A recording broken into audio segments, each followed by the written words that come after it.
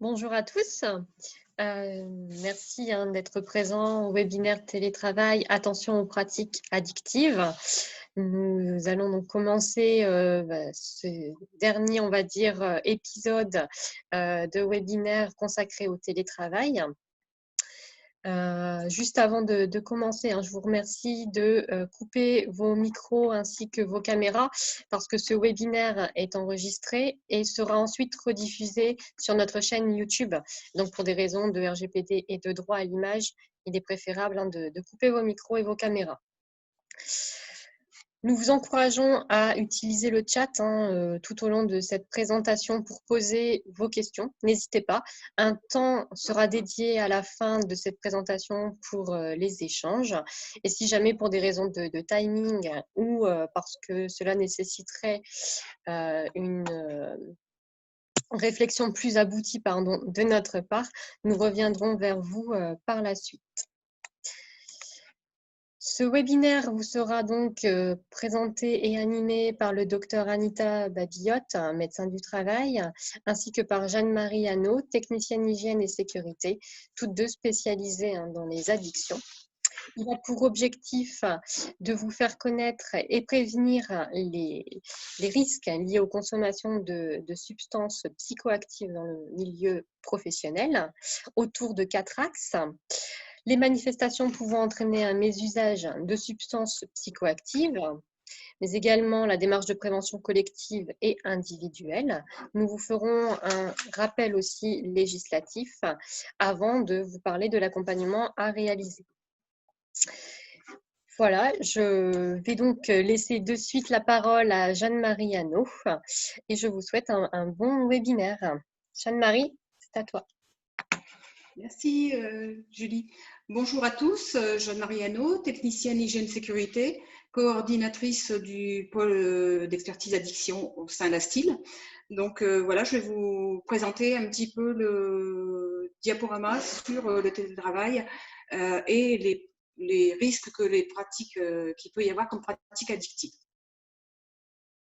Alors le télétravail, c'est vrai qu'en situation exceptionnelle, imposée par le confinement à temps plein du jour au lendemain, a plongé les salariés dans une absence complète de lien social et physique.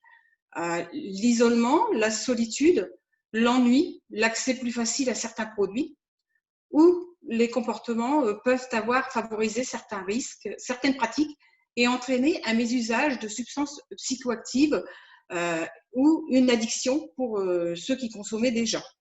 Donc, pour d'autres, c'est vrai que la gestion a pu être plus difficile quand il a fallu aussi concilier ce télétravail dans un espace restreint du domicile et puis aussi s'occuper en même temps des enfants. Voilà.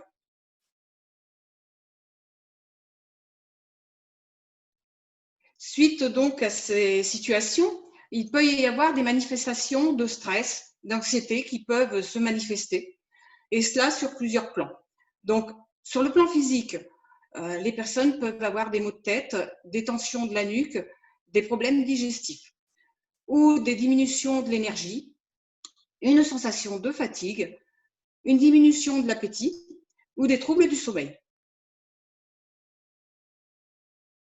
Sur le plan psychologique et émotionnel, il peuvent apparaître des inquiétudes et de l'insécurité en lien avec le virus, une fatigue émotionnelle, un sentiment d'être dépassé par les événements, une vision négative de l'actualité et des événements quotidiens, des émotions de tristesse et ou de colère, et un sentiment aussi de découragement et d'insécurité.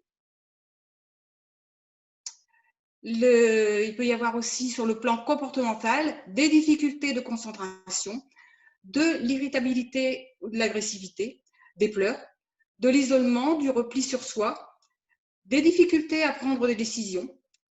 Et il peut y avoir aussi initiation ou aggravement des comportements addictifs.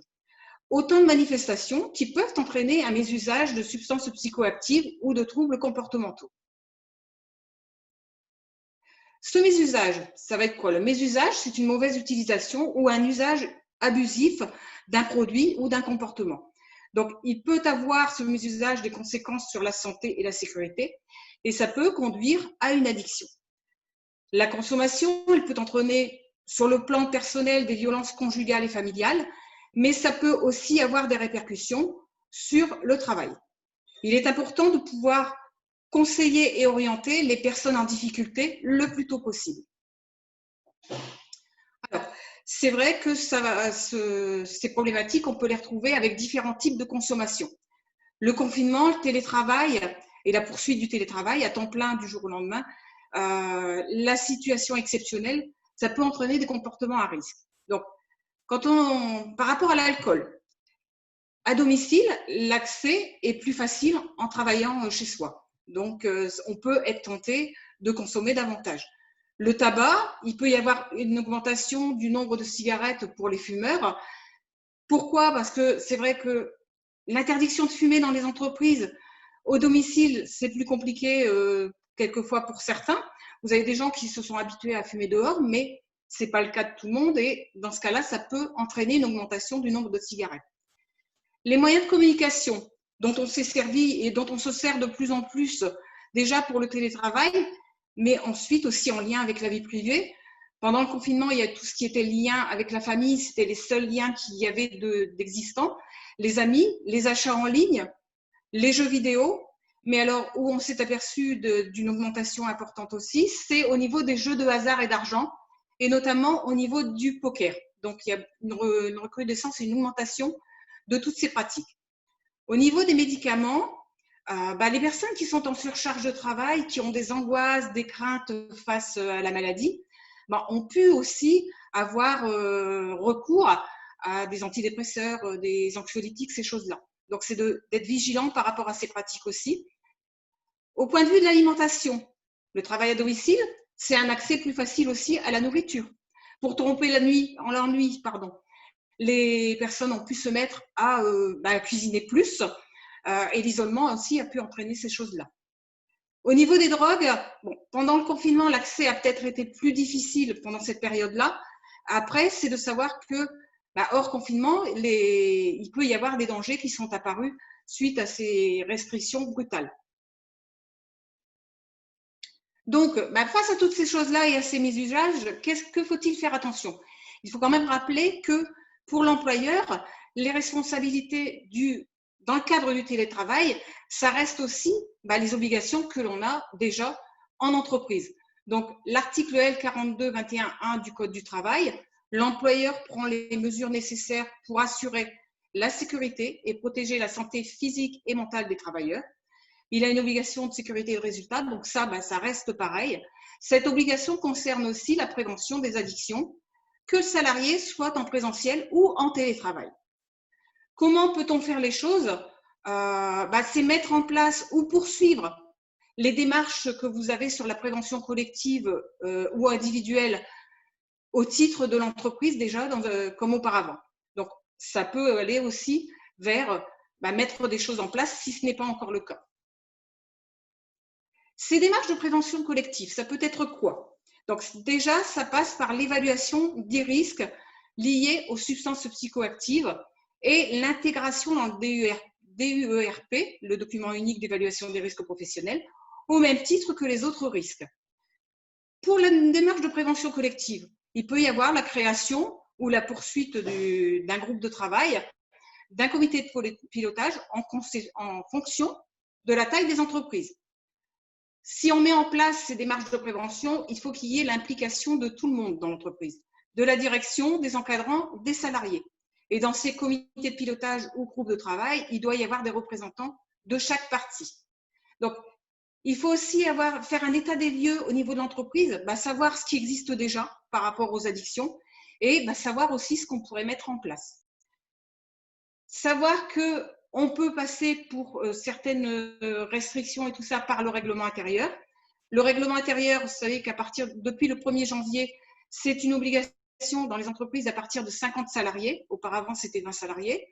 Mais on peut aussi agir dans le cadre de la prévention avec des notes de service quand il n'y a pas de règlement intérieur.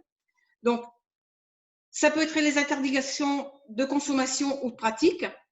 Savoir aussi les postes de sûreté ou de sécurité pour lesquels on peut mettre un dépistage en place et aussi intégrer les conditions de réalisation des dépistages. Tout ça, il faut que ce soit très bien cadré et mis en place. Alors, cette démarche de prévention, ça va être aussi de formation des encadrants s'il y a un groupe de travail de mise en place de ce groupe de travail, sensibiliser et informer le personnel. Si on met des choses en place par rapport aux pratiques addictives et tout ça sur le lieu de travail, il faut toujours, bien en amont aussi, parler du projet au niveau des salariés.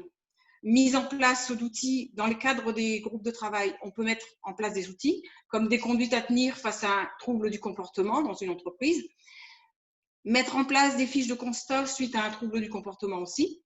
Donc tout ça, c'est des outils qui pourront être élaborés dans une démarche collective.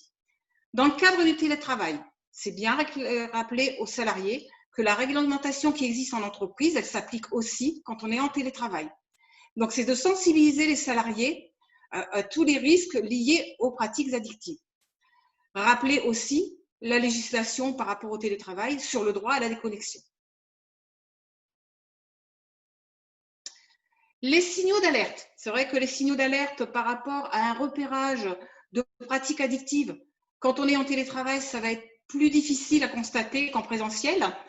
Donc, ça, c'est de savoir, d'avoir aussi avec les gens qui sont en télétravail, un contact régulier avec les personnes, soit en visio pour échanger, ou c'est aussi dans le cadre du télétravail qu'on va mettre en place par la suite avec les salariés, de toujours prévoir une partie en présentiel sur les sites.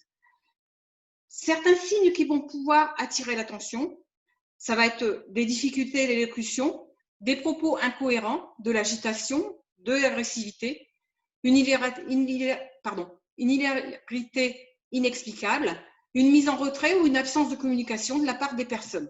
Donc ça, ce sont les principales choses qu'on va pouvoir déjà retrouver. Maintenant, je vais vous faire un petit rappel aussi du contexte réglementaire, ce qui existe déjà dans le Code du travail, à savoir que ça continue maintenant de la même façon. Donc pour l'alcool, on avait dans le Code du travail aucune boisson alcoolisée autre que le vin, la bière, le cidre de poirée n'est autorisé sur le lieu de travail.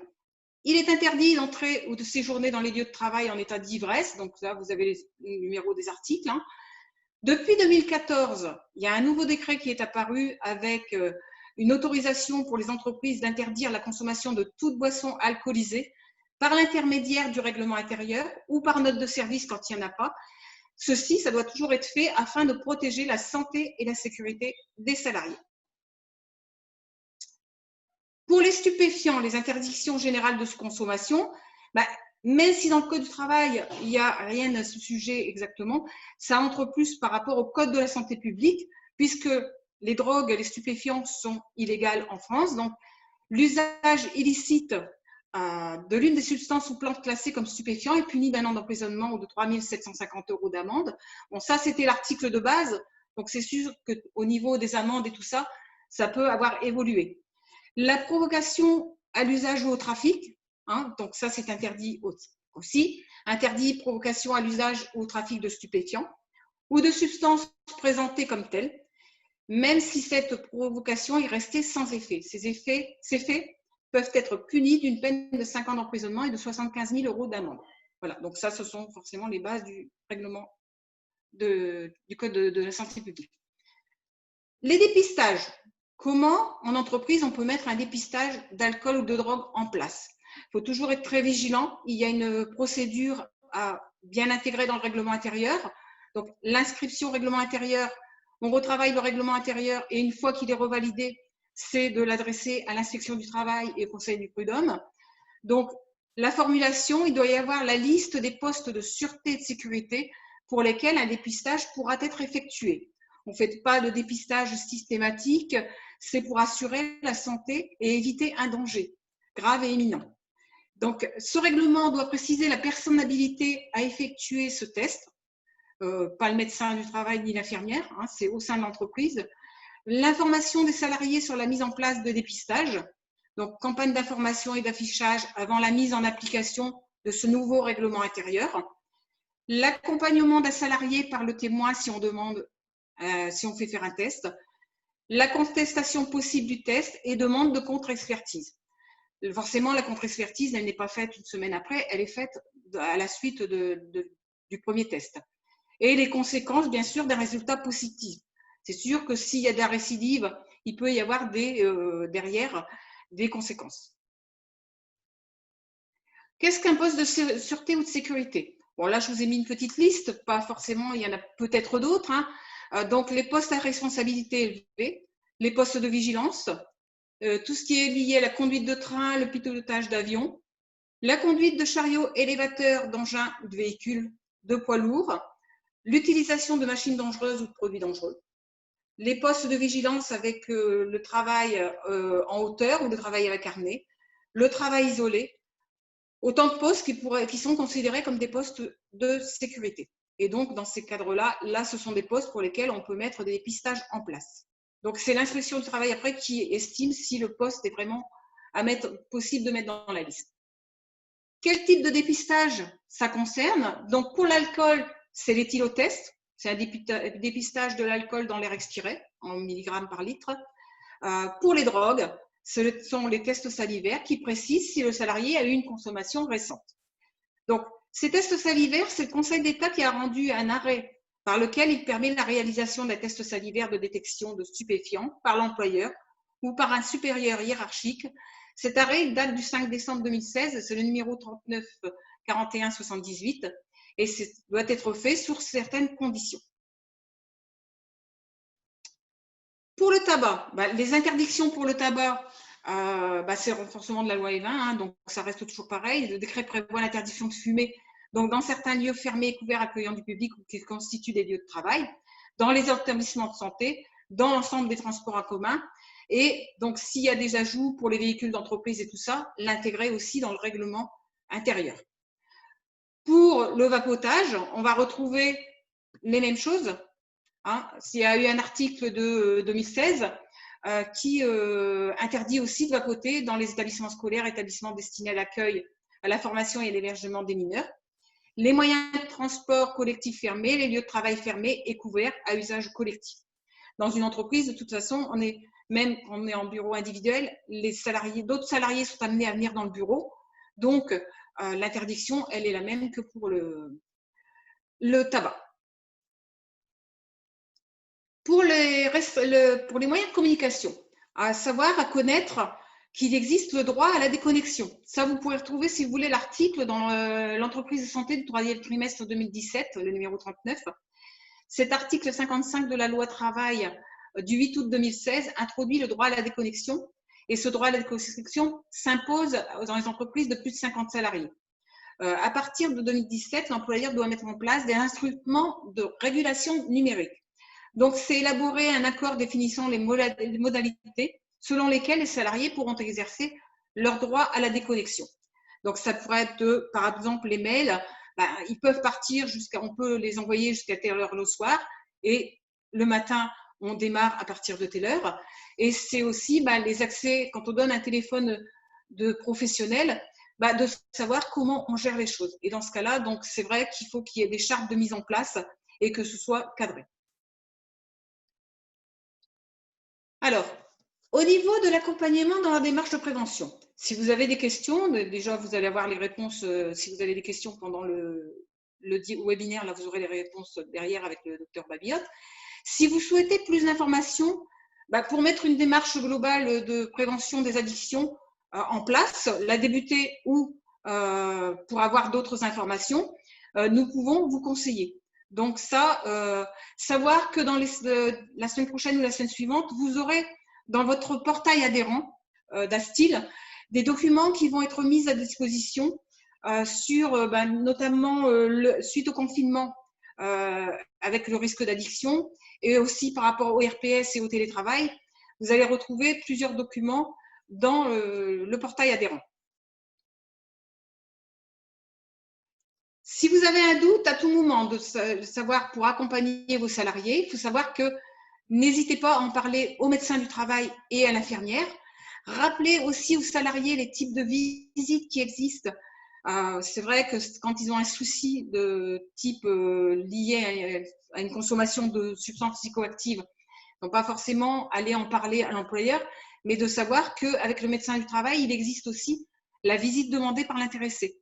Donc, que les salariés connaissent les types de visites qui sont aussi leur démarche personnelle.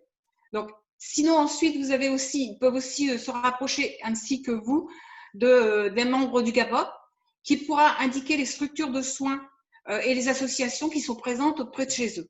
Hein. Et vous avez maintenant aussi un mail pour le GAPA, donc, qui est prévention.gapa@astil62.fr. Donc, vous pouvez nous joindre par ce biais-là, par ces différents biais. Pour les contacts extérieurs dont je vous parlais tout à l'heure, nous avons mis en place un document avec les XAPAS. Les XAPAS, ce sont les centres de soins d'accompagnement et de prévention en addictologie sur chaque secteur, donc d'Astil, de Berck jusqu'à plage, donc avec les coordonnées des différents centres qui peuvent les accueillir, en leur rappelant bien que ces centres sont des anonymes et qu'il y a une prise en charge. Voilà, donc il ne faut pas qu'ils hésitent au moindre doute et à la moindre question, que ce soit pour les addictions alcool, drogue, tabac, mais aussi pour les addictions comportementales et notamment tout ce qui est lié aux ordinateurs, aux jeux excessifs, à l'alimentation.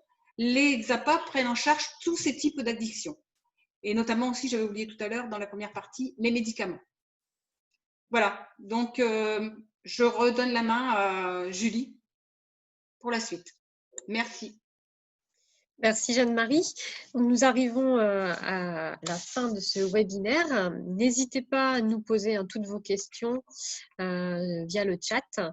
Jeanne-Marie, je ne sais pas si tu as eu des questions tout au long de la présentation sur le chat. Non, je n'ai pas de retour de questions pour l'instant.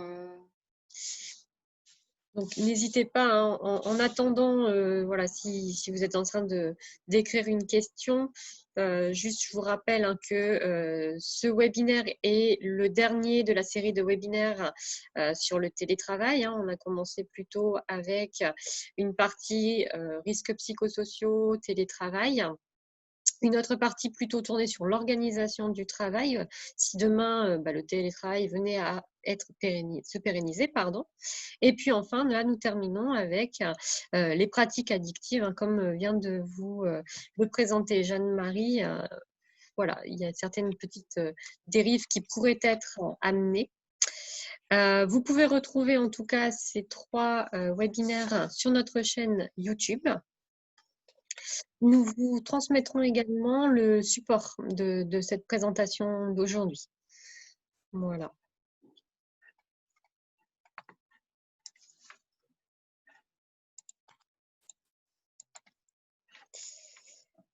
Bon, et ben, n'hésitez pas si vous avez des questions. J'ai juste, voilà, il y a le docteur Babiotte qui souhaite juste dire un mot. Oui, bonjour à tous, docteur Babiotte, donc médecin du travail d'Astil. Simplement pour rappeler que la période que nous venons de vivre est vraiment bien sûr exceptionnelle et qu'au sujet du télétravail particulièrement, quand on regarde avant le confinement, il y avait, d'après ce qu'on sait, 3% des salariés qui étaient en télétravail en France. Là, bien entendu, c'est devenu apparemment une mise en place beaucoup plus étendue, mais tout le monde, je dirais, était à la même enseigne. Hein. Et encore, là, c'est une décision, je dirais, de l'employeur. Mais dans les domiciles, bien sûr, tout le monde n'est pas, entre guillemets, dans la même maison. Et là, il y a des biais énormes, hein, bien entendu. Le fait d'être avec des enfants, le fait d'être en famille très souvent sans sortie possible, avec ce qu'on sait des violences conjugales, etc. La perte, enfin, une espèce de vide de temps et d'espace non occupé par des trajets, par des présentiels, comme on dit, avec son équipe, sa direction, etc., laisse finalement ce vide, une anxiété d'abord par rapport à la pandémie elle-même, hein, bien sûr. Donc on était plutôt rassurés de rester chez soi en télétravail si on pouvait le faire. D'un autre côté, les conditions, je répète, donc différentes, mais laissent un vide. Donc, qu'est-ce que je fais? Je prends mon repas tout seul avec ma famille, d'habitude c'est avec les collègues. Il y a quelque part, il peut y avoir une perte de sens, de l'utilité de sa mission de travail, puisque c'est avec les autres que je construis un projet, je dirais, hein, avec qui, pourquoi, comment. Ben, j'ai besoin de la chaîne du travail, hein, pour pouvoir produire un service ou des objets. Et là, d'un seul coup, je ne dirais pas qu'on n'a plus personne, mais on ne les a plus en face de soi. Il n'y a plus même de paroles échangées, comme on dit, qui font partie de la vie sociale, qui peuvent être tout à fait je dirais pas de circonstances, mais qui n'aiment pas tout le temps les problèmes de fond, heureusement. Mais bonjour, ah, comment tu vas? Oui, ah oui, je t'ai vu, oui, c'est vrai, oui, ben, hop, on travaille, c'est sûr. Mais tout ça constitue un individu. Et il faut bien savoir, particulièrement en France, que l'identité professionnelle est forte. Hein. Il y a un sens qu'on voit la différence avec les voisins Allemagne ou Grande-Bretagne, où ils ont plus l'habitude déjà avant la pandémie d'être en télétravail. Et on peut l'expliquer par différentes choses au niveau vision du travail par les uns et les autres, sans aller plus loin. C'est vrai qu'en France, on remarque au niveau sociologique une grande attache à l'identité professionnelle, aux valeurs, que ce soit par rapport à ce qu'on fabrique, aux services qu'on rend, aussi, mais comme citoyen aussi. Et c'est vrai que d'un seul coup, se retrouver devant un écran, si on pouvait le faire, parce qu'on sait très bien que plutôt celles, on va dire en très très grosse majorité, qui se sont retrouvées finalement sans pouvoir télétravailler sont les femmes, particulièrement dans le domaine du care, hein, bien sûr, les hôpitaux, les aides à domicile, etc. Plus la charge à la maison qui est la même, et plus la peur, le risque, etc., avec cette mission à remplir. Et de fait, cette perte, là, je reviens à ceux qui sont en télétravail, cette perte de sens qui a pu avoir lieu, j'en reviens là à cette espèce de vide d'organisation, etc., et qui peuvent conduire à un moment ou à un autre, pour calmer, pour un tas de raisons, hein, calmer l'anxiété, trouver un peu de réconfort, tout ça est relatif, bien entendu. On peut user de l'alcool, de tabac, etc. Mais le souci, et c'est bien ce que nous disions, c'est le mésusage. Hein. Parler d'addiction, c'est quelque chose, mais on est déjà très très loin. Mais ça commence bien sûr par le mésusage. Donc un petit peu plus chaque jour, etc., etc. Et on n'a pas la main dessus, comme on dit. Le tabac, ça accroche très vite le cerveau, l'alcool, c'est pareil, et on devient un peu « Ah, je ne peux pas passer la journée, je ne peux pas passer midi sans en prendre ceci ou cela ». Ce qui a beaucoup augmenté, ça on le sait, pendant la pandémie, c'est un peu hors télétravail, mais en même temps, c'est à côté, c'est le même ordinateur, je dirais, hein, les jeux d'argent, tout ce qui est trafic de drogue et tout ça, on a les chiffres et tout, hein, grâce au réseau français. Donc, tout le monde s'est adapté, hein, de toute façon, aussi bien les employeurs que les troisièmes mondes, je dirais. Et tout ça, c'est fait par l'Internet, hein, les ventes, etc., sauf les gros réseaux forts qui restent de toute façon dans les Hauts-de-France et qui, là, continuent à faire. Mais donc tout ça ramène beaucoup à l'ordinateur, il faut bien le dire, et une déréalisation du monde, etc. Et de même, si on utilise des produits un peu trop, donc toujours en mésusage, mais justement, on s'éloigne de la réalité encore plus, et il y a une dépersonnalisation, etc. Et tout se suit, hein, par rapport aux signes que Jeanne-Marie décrivait au niveau physique et émotionnel et psychique. Et ça, quand on revient au travail après une période de télétravail, après une période de confinement, il y a une grosse réflexion, à mon sens, à faire en collaboration à l'intérieur des entreprises sur justement le management, comme on dit, hein, mais surtout le lien aussi entre comme on dit, les décideurs, les employeurs et les salariés. Ça, c'est très, très important. Hein. Et avant le confinement, on avait déjà, hein, bien sûr, les soucis, souffrances au travail, le mal-être au travail, etc. Hein, je veux dire, on ne va pas l'occulter. Et c'est vrai que cette période extraordinaire qui a éloigné, bon, ça peut être un avantage, hein, c'est sûr, on gagne en autonomie, on gagne en trajet, donc moins de risques, etc., on le sait, mais quelque part, tout ça, il faut que ça ait un sens. On a beau gagner du temps, par exemple, sur le trajet, eh bien, si on n'est pas dans un travail, donc justement, je reviens au télétravail qui ne doit pas être une généralité après appliquée, il faut faire attention. Hein. En général, on recommande 2 jours maximum par temps plein par semaine. Hein.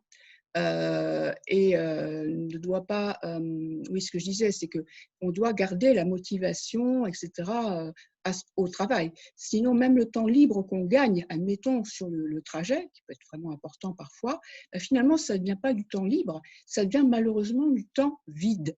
C'est triste à dire, mais c'est bien ça qui se passe. Et là, j'allais dire, hop, on remet sur le tapis des angoisses, etc., puisqu'on met dans un mal-être. Voilà. Et je crois que ça, il faut vraiment, et on sait aussi, là, les études sont vraiment bien établies sur, on sait qu'on a un meilleur rendement, si je puis dire, au niveau idée, innovation, etc., en présentiel que en vidéoconférence, etc. Ça, c'est archi prouvé. Donc, comme on le disait avec Jeanne-Marie sur les diapos, c'est qu'il faut de la vraie rencontre humaine. Et c'est là, comme on dit toujours, qu'est la richesse, toujours, dans ces échanges-là. Voilà. Merci, docteur Baliotte. J'ai un message de Madame Lamblin à tout le monde. Le télétravail peut accentuer un problème qui existait auparavant. Des communications de prévention sont nécessaires. Oui. Oui, je suis tout à fait, c'est ce que nous venons de dire, hein, globalement.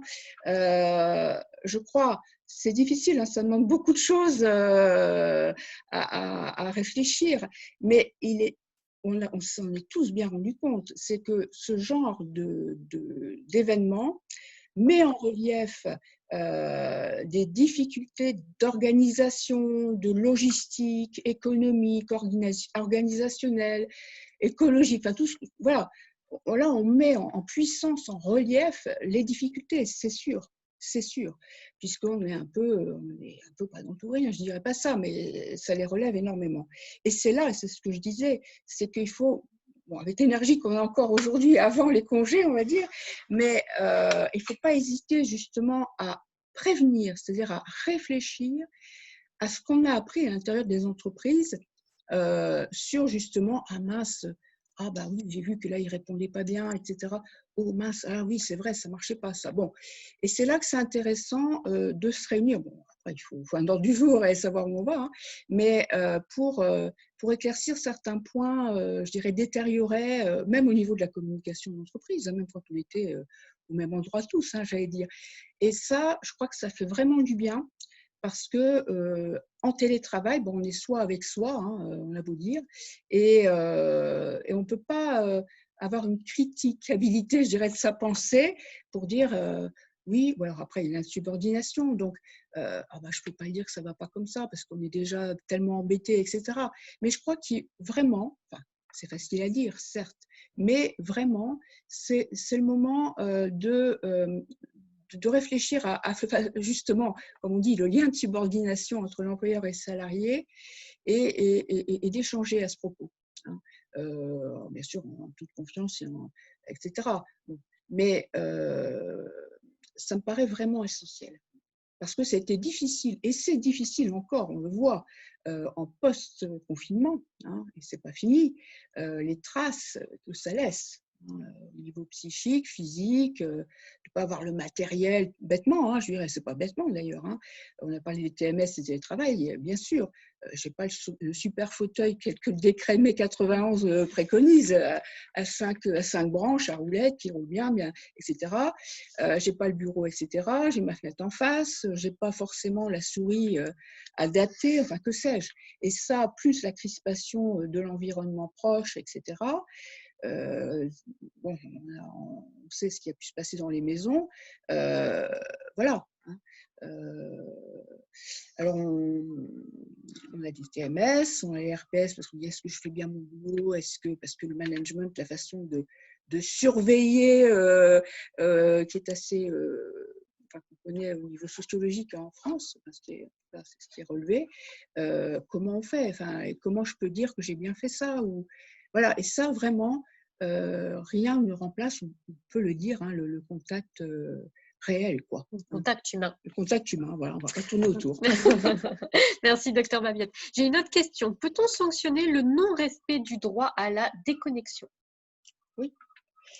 Alors, bien sûr, c'est ça aussi qui borne tout ce qu'on vient de dire. Bien entendu, la loi est quand même bien faite et la loi à la déconnexion, justement, doit être bien comprise et bien sue des salariés et des employeurs, bien sûr, et de l'encadrement, parce que c'est le grand sensation, justement, par rapport à ce que je venais de dire. C'est ce que j'ai bien fait, ah non, j'ai oublié de lui, mais ça, j'ai tellement, même je peux avoir mon smartphone avec moi, je ne sais où, et je peux aller envoyer un mail pour dire, ah oui, j'ai oublié de dire ça. Bon, attention, le danger, il est là. La loi à la déconnexion, c'est à respecter. On ne peut pas trouver un biais là-dedans, hein. Donc, la loi à la déconnexion doit être respectée, quitte à le redire, à le réexpliquer, etc. Alors après, on va revenir encore une fois sur l'organisation de travail, et on n'en est pas dupe. Et c'est vrai qu'avec les outils informatiques, on a quelque part une traçabilité, relative de ce qui va être fait, pas fait, etc., etc.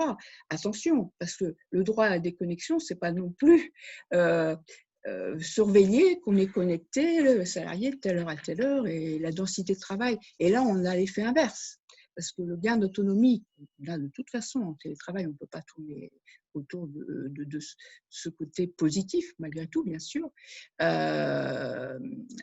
risque d'avoir un boomerang délétère. C'est-à-dire, s'il y a trop de surveillance, évidemment, ça ne va pas non plus, hein. Et c'est justement le contact humain et les échanges, comme on dit, je ne trouve plus, non formels, hein, voilà, qui permettent justement de réajuster, parce qu'on voit les gens, on voit leurs gestes, voilà, on les voit. Donc, on n'a pas que la parole. Le parole, admettons, si on parle dans l'ordinateur, voilà, c'est très peu de notre communication, tout le monde le sait. Et la façon d'entrer dans une pièce, de s'asseoir, enfin, tout le monde le sait, ça, hein. Et on n'a pas ces signes-là. Donc, on ne reçoit soit que des textes, et en plus, qui ne sont pas écrits à la main, et souvent, tout le monde le sait, ça, suivant dans l'état dans lequel on est, on a vu un mot, deux mots, et on n'a pas compris véritablement le sens, je dirais, littéraire de la phrase.